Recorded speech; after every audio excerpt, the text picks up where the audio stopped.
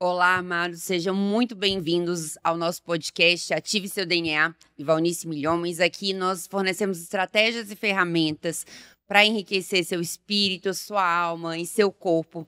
E nós estamos na nossa série Promessas, as promessas de Deus. E o episódio de hoje é Como Viver as Promessas de Deus. Então, se você está querendo aí saber como viver as grandes e preciosas promessas de Deus na sua vida, ouve todo mundo falar, eu tenho uma promessa, você também tem uma promessa. Como que a gente pode fazer com que essas promessas se cumpram na nossa vida? Então, hoje, nós vamos descobrir isso, qual é o caminho, né, para a gente realmente ter essa promessa. Primeiro, eu vou perguntar, tem muita gente aí que não sabe, né, tem pessoas que não são cristãs, pessoas que estão nos vendo pela primeira vez. Então, o que são as promessas, na verdade, que estão na Bíblia? O que são essas promessas? O que é uma promessa? É uma declaração de uma intenção de Deus fazer algo de uma forma sobrenatural em nossa vida. Nós até listamos aqui algumas coisas, né, que quem sabe você pode ler aí esses textos, tá? Acho que está na página aí, logo no início, que é tão interessante ver o que é que a Bíblia diz sobre promessas. É logo no começo. Muito. Segundo de Pedro. E por causa da sua glória e excelência, ele nos deu grandes e preciosas promessas. São elas que permitem a vocês participar da natureza divina e escapar da corrupção do mundo causada pelos desejos mundanos. Segundo Pedro 1:4, na versão NVT. Você vê logo aí o que? Ele está prometendo para você grandes e preciosas promessas. E em 2 de Pedro 1:4, na TPT, o mesmo texto, é tão interessante, não? Ele coloca, como resultado disso, ele nos deu promessas magníficas, que estão além de qualquer preço, para que através do poder dessas tremendas promessas possamos experimentar a parceria com a natureza divina, pela qual escapamos dos desejos corruptos que existem no mundo. Olha aí já uma definição. Promessas magníficas que estão além de qualquer preço. Então, o que são as promessas de Deus? Paulo diz que em cada uma das promessas está o sim e o amém de Cristo. Em outras palavras, tudo que ele prometeu, ele vai cumprir. E promessa é exatamente isso, uma declaração dentro da Bíblia que Deus faz, que vai fazer na sua vida. É uma coisa graciosa, algo gracioso que Deus quer dar, parte de Deus, uma dádiva que nem sempre depende de você, embora existam promessas condicionais, mas temos muitas. A vinda de Jesus, por exemplo, é uma promessa. No outro podcast nós vimos o Espírito Santo, é uma promessa, algo que Deus diz, eu vou fazer. E em cada uma destas promessas, por que Deus faz as promessas? Porque às vezes a gente fica duvidando. Ai, será? Por exemplo, quando Jesus estava pronto para partir, os discípulos, muito tristes, aí ele diz, na casa do meu pai há muitas moradas. Se não fosse assim, eu vou teria dito, mas eu vou preparar um lugar para vocês. E quando eu for, eu voltarei para buscar vocês, para que vocês estejam sempre comigo. Onde eu estiver, vocês estarão também. É o quê? Um conforto, uma segurança. No momento de quê? De insegurança. Uau, ele vai embora. O que será de nós? Pensávamos que ele era o Messias. Aí então vem uma promessa.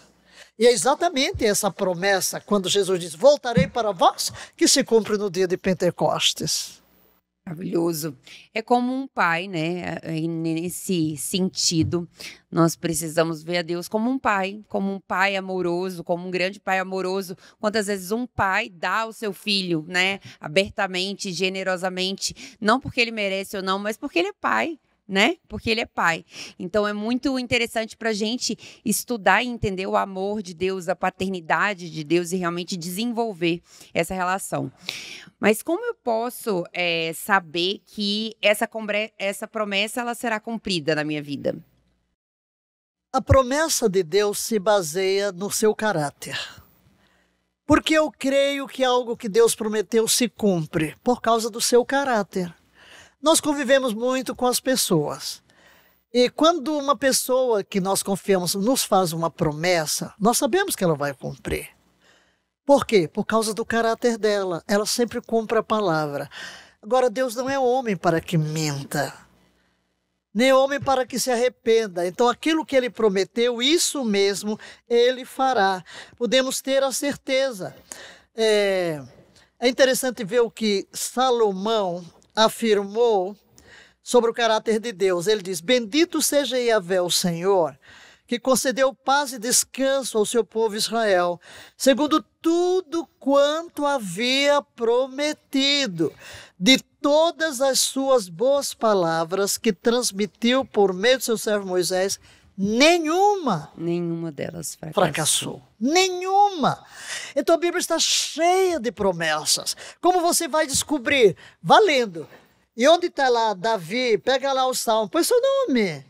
Põe seu nome. Então, pode ter a certeza que a promessa de Deus baseia-se no seu caráter. Ela vem em forma de palavra. Então, Deus e sua palavra são um. Deus respalda sua palavra.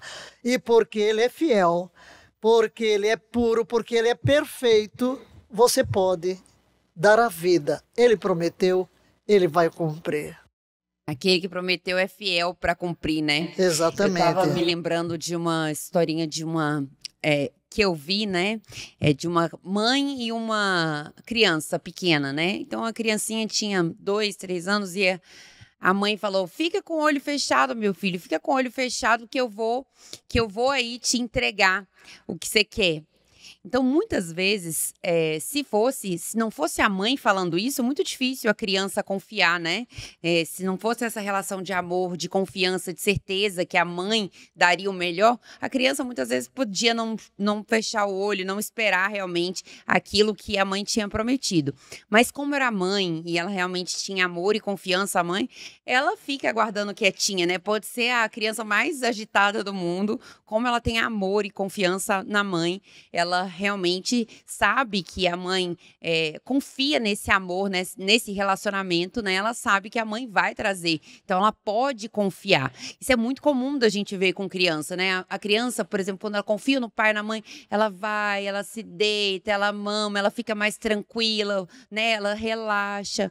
E muitas vezes, assim, também somos nós e podemos estender essa relação também para Deus, né? Então, aquele que prometeu realmente é fiel para cumprir. Se a gente conseguir olhar para Deus e ver como um pai, né? Que realmente ele vai cumprir, que aquilo vai ser cumprido na sua vida, ter essa confiança e esse descanso na sua palavra, né? Na sua palavra, no seu amor, no seu carinho, nesse relacionamento. Então, mas muitas vezes a gente fica ansioso, a gente está no mundo, né? Estamos aí nesse mundo agitado. Hoje a ansiedade é uma epidemia, principalmente no Brasil. O Brasil é o país mais ansioso do mundo. E essa epidemia, infelizmente, acomete mais mulheres, e principalmente mulheres na faixa etária do climatério, da menopausa, então de 35 até 55 anos, a gente não tem muita paciência de esperar as coisas, né? Muitas vezes aí tá fazendo um ovo, às vezes a gente não espera, a gente não quer esperar muito nada, né? Porque vem tudo muito pronto, a gente não tem mais essa paciência de esperar.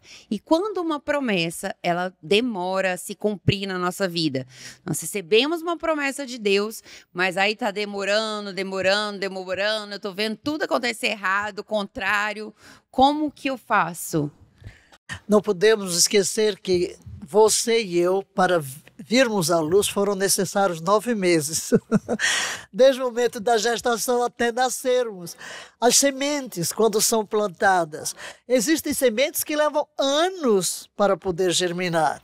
Não quer dizer que elas morreram, não quer dizer que desapareceram. Interessante, numa das nossas viagens a Israel, tivemos a experiência que descobriram um vaso de semente de tâmara, mais de 1000 anos. Será que é capaz de nascer? Pois nasceu, porque a vida está dentro da semente. A vida da promessa está na promessa. E aqui é bom lembrar o que o autor dos Hebreus fala sobre isso. Ele diz: sem duvidar, Mantenhamos inabalável a confissão da nossa esperança, porquanto quem fez a promessa é fiel. Hebreus 10. Então, sim, as coisas não acontecem do dia para a noite. Há promessas que levarão mais tempo para se cumprir. Qual deve ser a nossa postura? A confiança. A confiança em Deus e sua palavra. Manter a confissão da fé. Eu sei que Deus fará. Quanto tempo vai durar? Não importa quanto tempo vai durar, um dia vai acontecer. Às vezes ouvimos histórias, por exemplo, de esposas que têm um marido incrédulo. Eu orei 20 anos e de repente a pessoa se converte.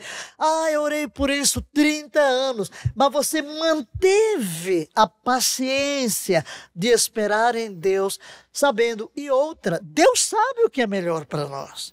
Às vezes nós estamos insistindo, pedindo uma coisa a Deus que Deus não prometeu.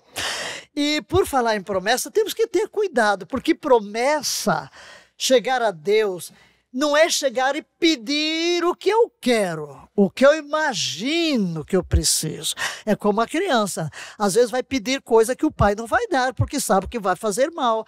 E nós também, Deus, a fé é baseada em Deus, na sua palavra. Então, para eu chegar e reivindicar a promessa de Deus, eu preciso conhecer a promessa. O que é que ele deu? Ele prometeu? Ou é um desejo meu?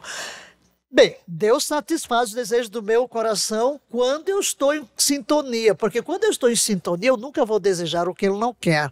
Geralmente a minha vontade se alia dele. Então, o meu conselho é, está esperando? Mantenha a paciência. Eu mesmo estou num período de espera, né? Mantenha a paciência. Por quê? Porque Deus é fiel, não perca a esperança. Mantenha a sua fé, mantenha o seu bom humor, mantenha a sua confiança, mantenha a sua alegria, em tudo dai graças. E os que esperam no Senhor. Então, espera, aquietai-vos. Aquietai-vos, olha que texto mais lindo, aquietai-vos, sabei que eu sou Deus. Então Deus está no controle, aquieta. E outra, viva um dia de cada vez. Não procure trazer o futuro para o presente, o futuro a Deus pertence. Viva hoje, na presença de Deus em confiança. E o Deus que sustentou você até hoje, vai sustentar amanhã. E falando sobre promessas, eu me lembro, quando você está falando aí, me lembro da história de Abraão, né? Abraão, quando ele recebeu de Deus a promessa, né? Olhar para o céu e olha o número de estrelas que você não consegue contar, vai ser o tamanho da sua descendência. Demorou 25 anos, né? Depois disso, para nascer Isaac. E ele já estava com 100 anos quando Isaac nasceu. Então foram 25 anos de espera, de obediência, de fé, que ele creu em Deus desde o primeiro momento e seguiu, né, em fé, com fé, né, deu uma derrapadinha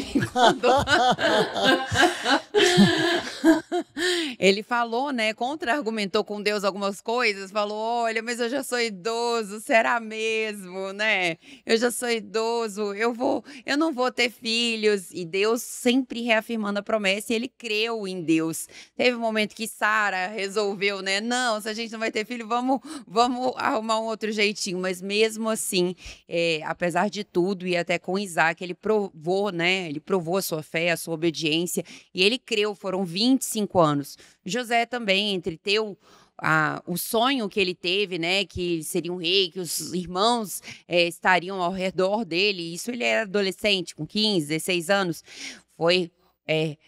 foi lá vendido, né, como escravo pelos irmãos, caiu no poço, foi vendido, foi lá para a casa de Faraó. Então, até ele se tornar governador do Egito, mais 15 anos. Então, muitas vezes a gente quer também que uma promessa ela se cumpra na nossa vida em um mês, em um ano, em 2 anos. E muitas vezes é isso, precisam acontecer vários acontecimentos, né, que é o processo para que realmente a gente possa receber aquilo de Deus que a gente tenha esteja preparado para aquele momento. E aí eu queria te perguntar qual seria a atitude correta para a gente esperar esse processo? É atitude de confiança. Se eu creio no caráter de Deus, você falou aí de alguns personagens bíblicos, e a gente sabe que parece que Deus abandonou. Mas olha, José, Deus está trabalhando um futuro lindo. Que futuro glorioso. Olha, Moisés, Deus está formando nele um caráter de paciência. E geralmente esses processos de Deus na nossa espera são um tempo em que Deus está construindo em nós alguma virtude necessária para cumprir o 100% que Ele tem para a nossa vida. Deus nunca vai nos confiar algo sem nos preparar primeiro. Então, enquanto você espera, você tem que alimentar a sua confiança. Você tem que depender de Deus, vá lendo a palavra, vá reafirmando. É muito importante que você reafirme a promessa. Não... Saiba que Deus está no controle. Estou falando de processo de espera. Como eu vou esperar? Sempre afirmando, eu sei que Deus é fiel no seu tempo. Deus tem um tempo para todas as coisas. Mas como é que Ele vai cumprir? Como é que Ele vai cumprir a promessa? Às vezes a gente esquece da promessa. Eu acredito que o próprio José se esqueceu, não é?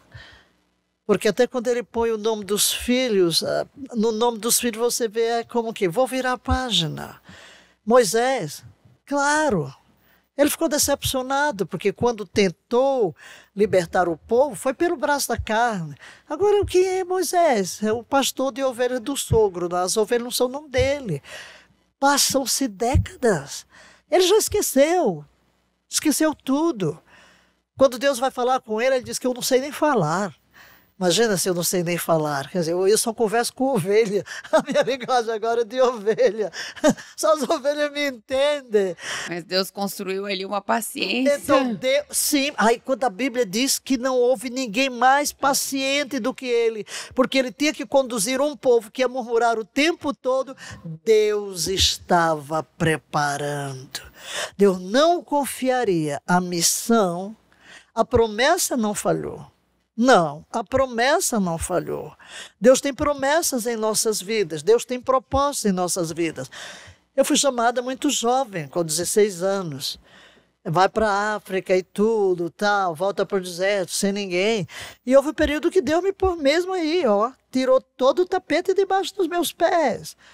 Foram tantas as experiências. Aí depois, quando Ele me dá esse ministério, eu entendo que eu não aguentaria chegar no Brasil, na década de 80, como mulher, pregando quando mulher não pregava, entrar na televisão, desafiar uma teologia, sofrendo críticas pedradas que nunca entraram em mim. Por quê?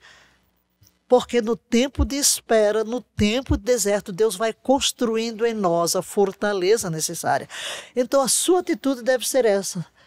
Paciência, sede pacientes, perseverai na oração. Continue orando, continue paciente, porque o Deus que prometeu vai cumprir. Esta é a nossa atitude. Tranquilidade no tempo da espera e confiança absoluta naquele cujo caráter é íntegro, infalível e cuja promessa não pode falhar. E por que Deus escolheu fazer promessas para mim, para você, para quem está nos assistindo aí? Por que Ele escolheu fazer essas promessas para nós? Porque Deus é um Deus pessoal. Deus é um Deus pessoal. Deus não nos trata do varejo. Deus não trata conosco como se fôssemos um grupo. Ainda que Ele tenha um povo, Ele diz, conheço-te pelo teu nome. Tenho o teu nome gravado nas palmas das minhas mãos. Quando ele vem, ele chama o nome. Moisés, Adão. Ele fala especificamente. Saulo, Saulo. Ele nos trata pelo nome individual. E embora haja bilhões de criaturas, Deus conhece você e a promessa é específica para você. E aqui onde o Espírito Santo entra em cena. Por quê? Aquela promessa que parece que foi feita só para Davi, de repente o Espírito Santo mostra que não, é para você. Você pode colocar seu nome lá. Ah, aquela promessa tão linda, esse salmo que Davi orou. É para mim, sim. Deus é um Deus pessoal. Por isso, a palavra se destina a todos e Deus convenceu Israel que Ele é o Deus das nações. Ele é o Deus do indivíduo. Então, Deus faz promessas pessoais para você, para mim, porque Ele conhece você pelo nome. Ele disse que antes que existisse um dia seu no ventre da sua mãe, Ele já tinha registrado tudo acerca da sua vida, com sua personalidade, sua identidade. Deus trabalha de uma forma pessoal. Maravilha. E a pessoa que está aí assistindo em casa e provavelmente tem alguma necessidade bem específica em algum ponto da vida dela, né? Às vezes o casamento, que ela precisa de uma restauração no seu casamento, o casamento está destruído, desolado.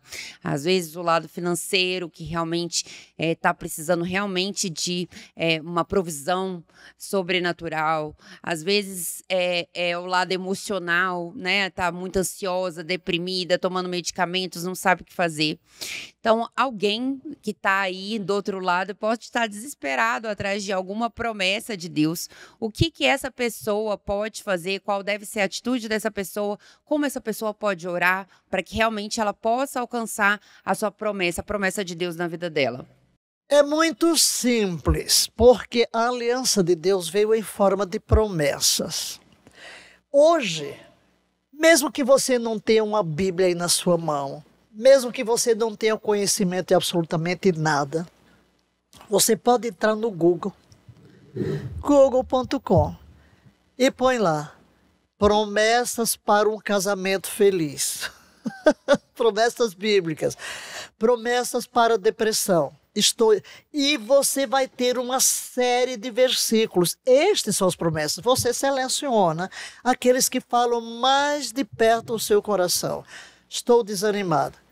Versículo sobre desânimo. Versículo sobre fé. Versículo sobre medo. Versículo sobre enfermidade. Então, estou lhe dando a receita muito simples, que mesmo que você não tenha tanto conhecimento, porque se eu disser que você vai ler a Bíblia para buscar a promessa, aí vai ser muito demorado. Mas hoje você tem esse recurso do google.com, né? Que você pode... Eu mesmo uso, porque, vamos ver, eu vou dar um ensino a você sobre como descansar em Deus. Eu não vou agora, eu sei muitos versículos, mas não vou lembrar de todos. E também procurar a Bíblia, nem sempre eu sei onde é que se encontra. O que é que eu faço? Pego o Google ou pega uma concordância. Mas eu já nem falo de concordância, porque se você não tiver uma concordância, eu quero falar da coisa mais simples que é acessível. Eu mesmo jogo lá. Jogo em inglês, jogo em português. Lá vem o mundo. Eu só copio. Vou lendo e vou apagando o que não quero usar. E assim, e hoje até você vê uma versão, vê outra versão, e a coisa se torna tão clara. Pegue aqueles textos para a sua situação específica e comece a confessar. Transforme aquilo na sua oração. Use, não use ele, use eu. Fala com Deus assim, eu. A promessa é para você. Você personaliza, repete essa promessa, ora esta promessa, fala com Deus sobre a promessa, medita, fica dissecando ali. Deus vai trazer ideias, Deus vai trazer pensamentos, Deus vai trazer direção. Maravilha! E se você aí não sabe, né, como orar, a gente vai te ajudar deixando um versículo para você, que é um versículo de Jeremias.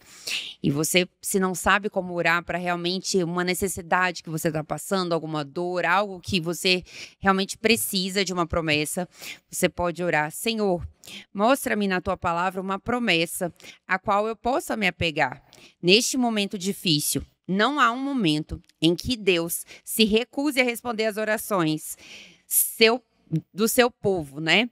Ele diz na palavra, né? Clama a mim e eu responderei. É muito bonito isso, né? Bata, né? E a porta será aberta. Tem várias promessas sobre isso, mas você precisa falar. Você precisa ser específico. fale os versículos, conte a Deus, conte como se fosse um amigo, né? Converse e realmente receba as instruções e impressões que vêm no seu espírito, que vêm de outras pessoas, observe, né? Porque muitas vezes a pessoa pergunta sobre uma promessa, pede a Deus, pergunta, pede uma resposta e não fica no silêncio para realmente ouvir a resposta, né? Anda na correria e aí pronto, já não consegue ouvir a resposta. Então, quando a pessoa vai orar, o que ela precisa fazer depois? Ela precisa agradecer. Que as nossas súplicas sejam conhecidas diante de Deus com ações de graça. Nada fortalece mais a nossa fé do que a gratidão. Agradecer a Deus. A nossa atitude de eu vou tomando a promessa, Pai, obrigado porque eu sei que tu estás me ouvindo. Obrigado porque eu sei que tu farás infinitamente mais do que estou pedindo ou pensando. Quando a Bíblia diz em tudo dai graças, não é porque eu vou dar graças por tudo, graças por coisas terríveis que me aconteçam. Em tudo, quer dizer, em qualquer circunstância, eu posso dizer, sei que tu estás comigo, sei que levarás a minha vida a bom termo, sei que tu estás dando ordem aos teus anjos para que me guardem em todos os meus caminhos. Pai, tu és fiel, tu és bom. Eu me aconchego na tua presença, eu realmente entro na tua presença. Eu sempre falo também de atitudes físicas, porque nós somos um todo, a gente só separa para estudar, somos espírito, alma e corpo. Então, quando você se tranca sozinho, relaxa. E não há forma melhor de relaxar do que a respiração diafragmática e profunda. Às vezes você está tão agitado. Como que você vai fazer? Você está nervoso, você está agitado, você é surpreendido com coisas, você tem temperamento, tá? Você tem temperamento e por mais que você controle, se você é apanhado de surpresa, o negócio vem à tona. Não sei você, né? Estou falando de mim. Aí desta semana eu tive um momento, meu Deus do céu, corri. Ai, deixa eu relaxar, deixa eu fazer uma relaxação profunda.